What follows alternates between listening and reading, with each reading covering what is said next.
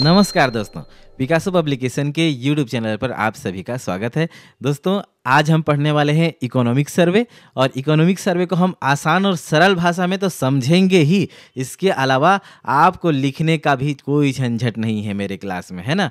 आपको लिखे लिखाया हैंड रिटन नोट्स मिल जाएंगे हमारे टेलीग्राम चैनल पर। टेलीग्राम चैनल का लिंक डिस्क्रिप्शन में पिन किया हुआ मिलेगा आपको। और हमारे टेलीग्राम चैनल का नाम भी यदि आप सर्च करना चाहें तो सर्च करके भी ज्वाइन कर सकते हैं। चैनल का नाम है पिकासो पब्लिकेशन बिलासपुर। तो आइए जानते हैं आज का पहला टॉपिक। आज का चैप्टर 1 है आर्थिक स्थिति एक समीक्षा।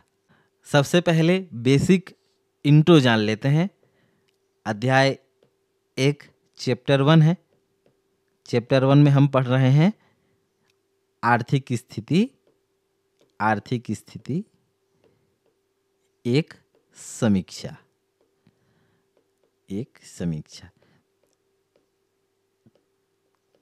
आप लोग ध्यान से सुनिए, इसका पीडीएफ आपको टेलीग्राम चैनल पर मिल जाएगा, जैसे मैंने इंट्रो में ही कहा था।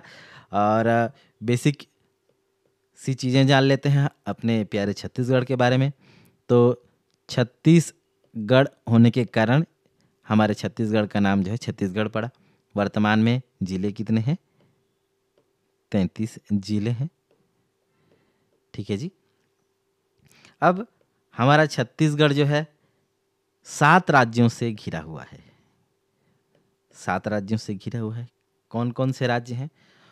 उड़ीसा है, झारखंड है, यूपी है, एमपी है, इसके अलावा महाराष्ट्र है, तेलंगाना है, और अंत में कौन सा है? आंध्र प्रदेश। ठीक है, 7 राज्यों से हम घिरे हैं और इसीलिए हम एक भू आवेष्टित राज्य हैं।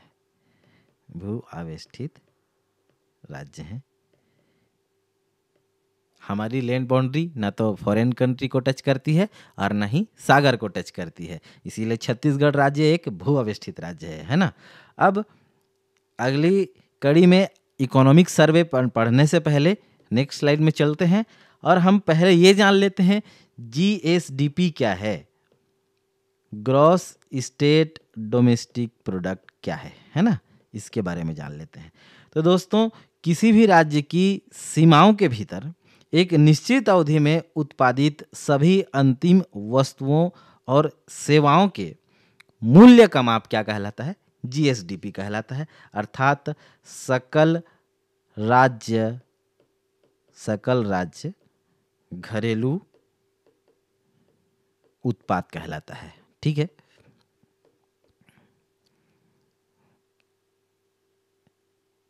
सकल। अब जीएसडीपी क्या है एक बार और शॉर्ट में समझें तो राज्य की सीमा के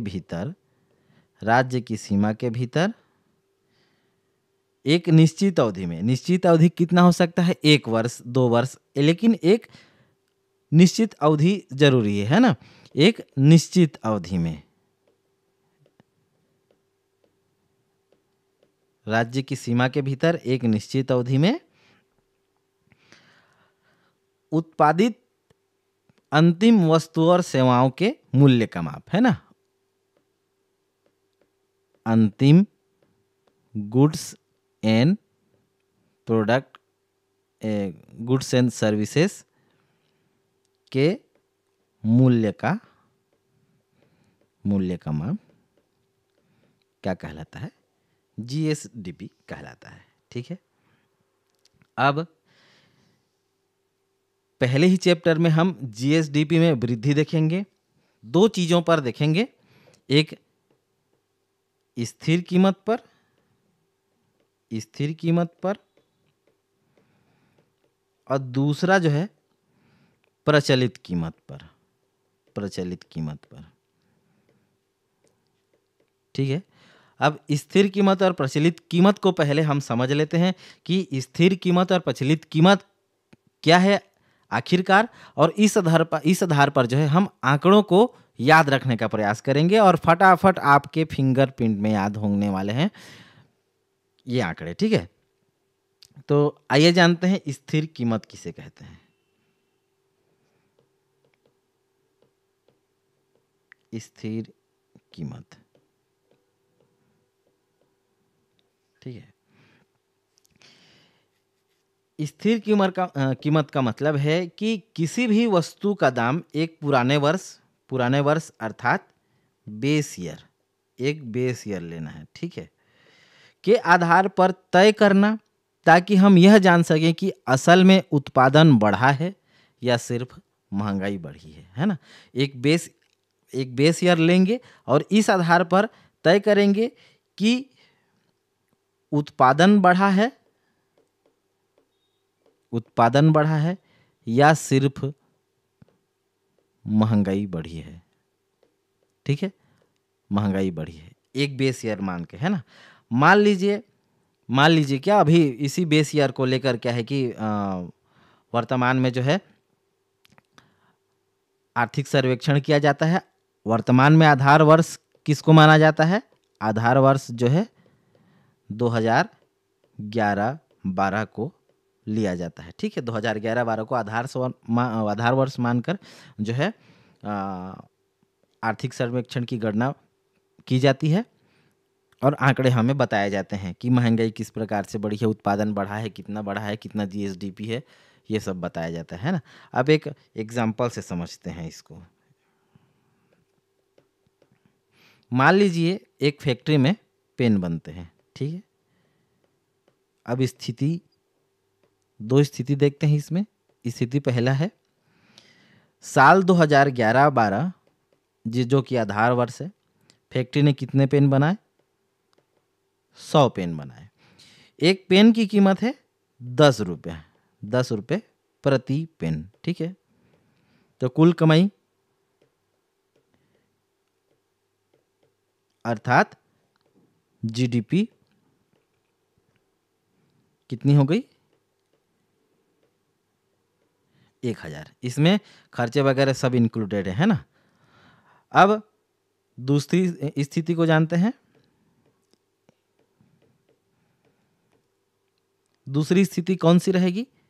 वर्तमान का वर्ष रहेगा अर्थात 2024-25। अब फैक्ट्री ने अब भी कितने पेन बनाए हैं? 100 पेन बनाए, लेकिन कीमत कितनी हो गई? 20 रुपये प्रति पेन। उत्पादन सेम है ना। अब 20 रुपये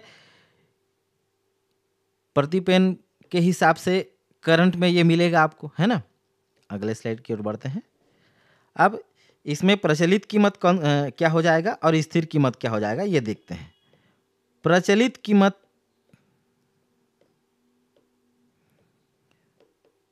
100 रुपये के हिसाब से 20 रुपये है। वर्तमान में पेन की कीमत कितनी हो गई? 2000 रुपये, है ना। इसमें ऐसा लग रहा है कि ये 2000 रुपये हो गया, कमाई 2 गुना हुआ है, लेकिन उत्पादन तो पहले भी 100 था और उत्पादन अब भी 100 है। तो क्या उत्पादन बढ़ा है? उत्पादन नहीं बढ़ा है ना। उत्पादन बढ़ा नहीं है, लग ऐसा रहा है कि कमाई 2 गुनी हुई है, लेकिन फैक्ट्री ने कोई एक्स्ट्रा काम नहीं किया, है ना। ये क्यों हुआ? क्योंकि पेन का महंगाई बढ़ा। कितना था? पहले थे 10, अब हो गया 20, है ना। पेन का महंगाई बढ़ा, तो ये हो गया प्रचलित कीमत पर। और स्थिर कीमत क्या हो जाएगी?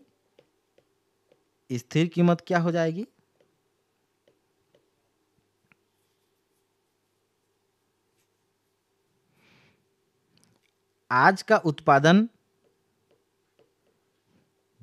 कितना है? 100 पेन। पुराना कीमत कितना था? 10 रुपया, तो ये था 1000 रुपये।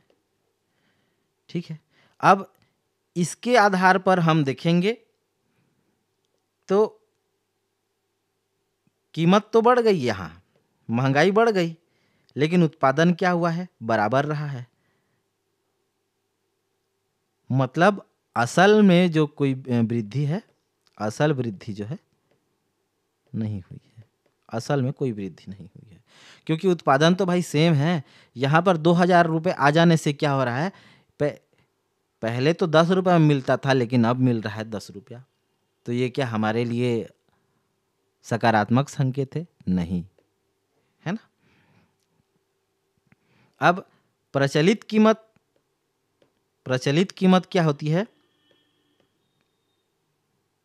महंगाई से जुड़ी होती है ना। इस तथ्य के आधार पर देखें, पेन पहले 10 रुपये मिलता था, 20 रुपये मिल रहा है, मतलब ये महंगाई पर आधारित होती है प्रचलित कीमत। ठीक है जी। और स्थिर कीमत जो है, स्थिर कीमत किसको हम कहते हैं? जिसमें महंगाई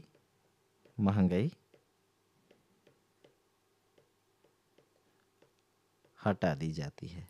ठीक है। पहले जितना उत्पादन था अब भी उत्पादन उतना ही है, लेकिन पहले 10 रुपये में मिलता था और अब 20 रुपये है। महंगाई हटा दिए तो स्थिर कीमत हो गया।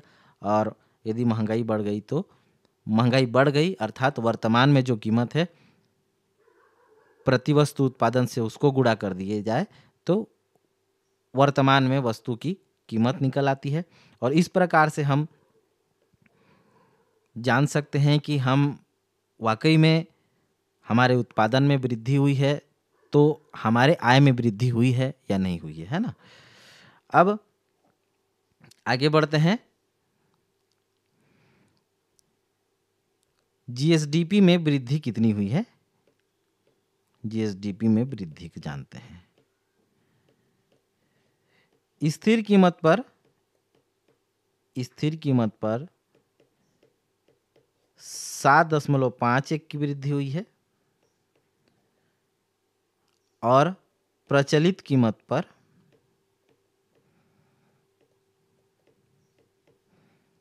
10.89 की वृद्धि हुई है।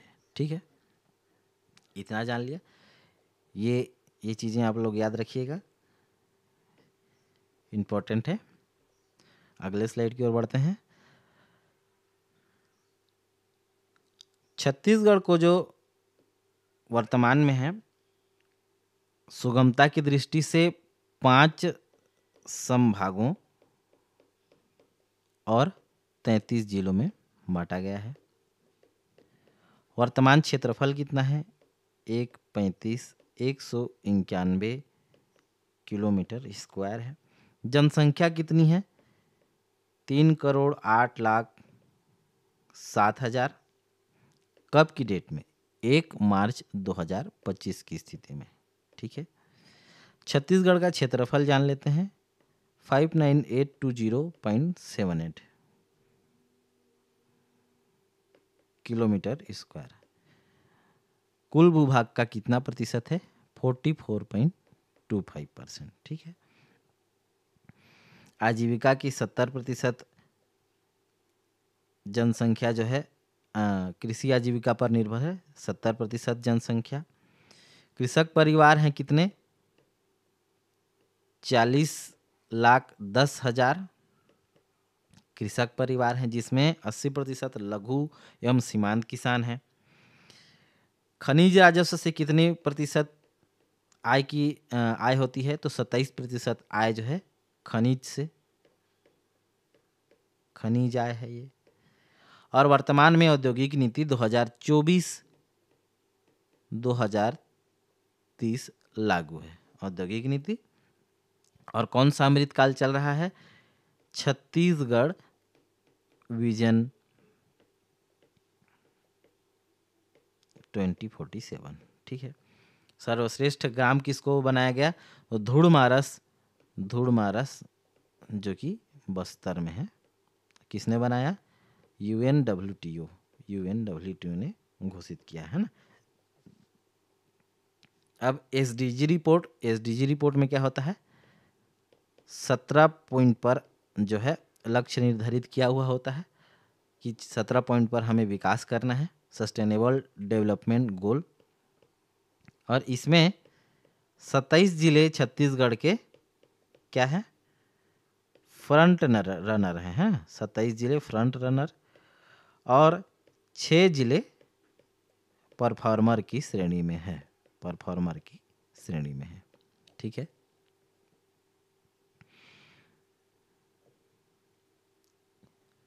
अब जीएसडीपी,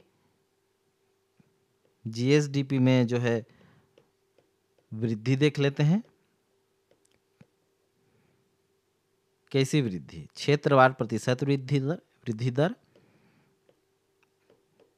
क्षेत्रवार, है ना, स्थिर कीमत पर, अर्थात बेस ईयर कब है? 2011-12।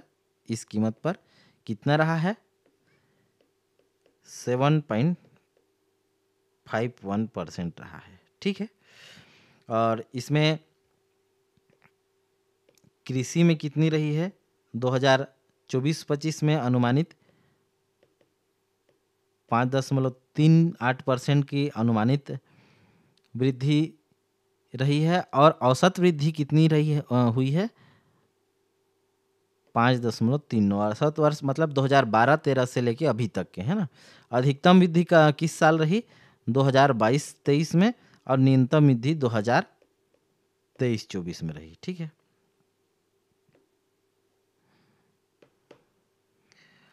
उद्योग के क्षेत्र में देखें, अभी हम वर्तमान में क्षेत्र 8% वृद्धि दर देख रहे हैं। स्थिर कीमत पर जो 7.51% था, उसको अलग अलग क्षेत्रों के हिसाब से देख रहे हैं।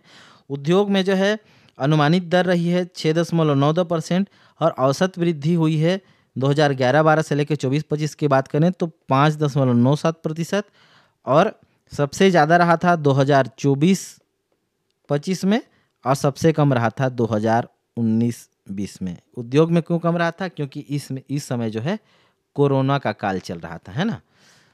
अब सेवा क्षेत्र में देखें तो सर्विस के सेक्टर में अनुमानित वृद्धि 2024-25 में कितनी है? 8.54%। औसत वृद्धि अब तक की कितनी रही है? 6% रही है। और सबसे ज़्यादा कब दर्ज की गई है? 2022-23 में दर्ज की गई है, और सबसे कम 2020-21 में थी। वही वर्तमान कोरोना काल में क्या है, सर्विस सेक्टर में भी भारी गिरावट दर्ज किया गया था, और इस कारण जो है 2020-21 में सेवा क्षेत्र में कमी दर्ज की गई, और उद्योग क्षेत्र में 2019-20 में कमी दर्ज की गई, है ना। अब भागीदारी की बात करें तो 35% सेवा क्षेत्र में, और 16.80% कृषि क्षेत्र की भागीदारी है, और 47.90 जो है उद्योग के क्षेत्र में की भागीदारी रही है। इस बार की किसमें? तो इस बार के जीडीपी